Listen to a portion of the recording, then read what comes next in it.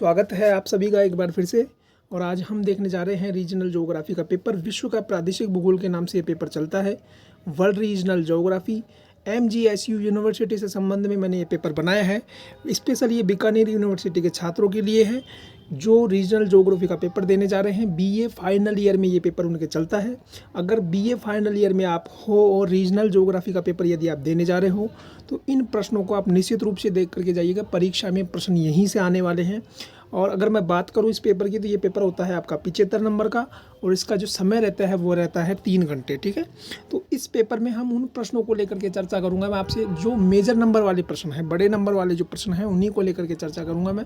छोटे प्रश्नों की मैं चर्चा नहीं करूंगा क्योंकि जो बड़े प्रश्न होते हैं उन्हीं में से छोटे प्रश्न बनाए जाते हैं। तो आप बड़े प्रश्नों को पढ़ लेते हैं तो आपके छोटे प्रश्न भी कवर हो जाते हैं। इसके बाद में हम चलते हैं पेपर की ओर, देखते हैं मैंने कौन कौन से प्रश्न मैंने आपको ज़्यादा से ज़्यादा मैंने आपको 10 प्रश्न, लगभग 10 ही प्रश्न मैंने आपको दिए हैं जो कि इस साल के लिए इम्पोर्टेंट है। यदि आप बीकानेर यूनिवर्सिटी से हो, तो इस पेपर को निश्चित रूप से देख करके जाइएगा। प्रश्न परीक्षा में यहीं से आने वाले हैं। हम देखते हैं प्रश्नों को। सबसे पहला प्रश्न मैंने आपको दिया है ब्राज़ील के भौतिक प्रदेश, आपको देख करके जाने हैं।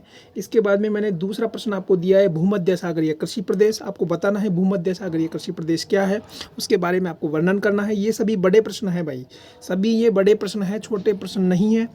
आपको बड़े प्रश्नों यानी निबंधात्मक प्रश्नों में इनको याद करना है, देखना है ब्राज़ील के भौतिक प्रदेश कौन से हैं, भूमध्य सागरीय कृषि कौन सी है।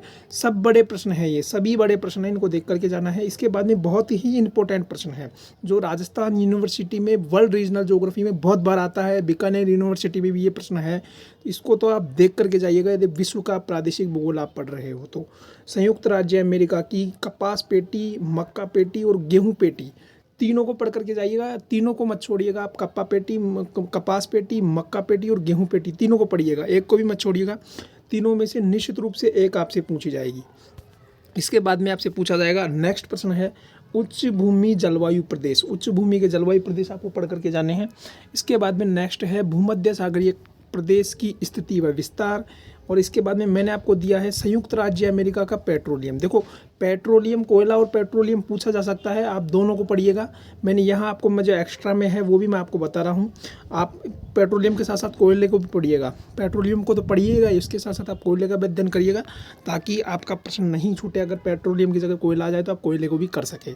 इसके बाद में नेक्स्ट मैंने दिया है चीन के खनिज संसाधन। देखो चीन के मैंने खनिज संसाधन आपको दिए हैं और ये चीन के खनिज संसाधन भी आपको निश्चित रूप से, ये जो मैंने प्रश्न दिए ये बहुत ही इंपॉर्टेंट है, इनको आप निश्चित रूप से पढ़ करके जाइएगा। बड़े प्रश्न आपको यहीं से मिलने वाले हैं, इसी ही प्रश्न पत्र में से आपको बड़े प्रश्न मिलने वाले हैं।